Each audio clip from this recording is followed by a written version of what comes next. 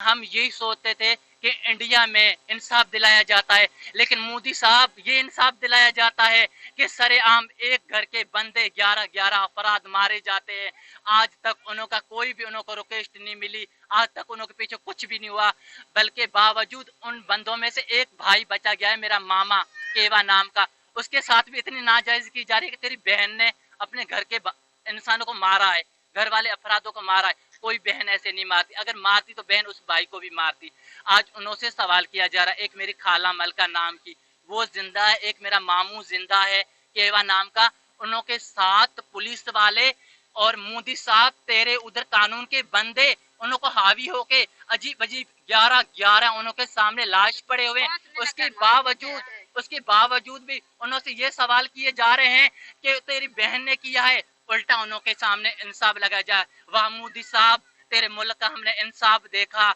और गरीबों का बहुत हक आप करते हो। हमारो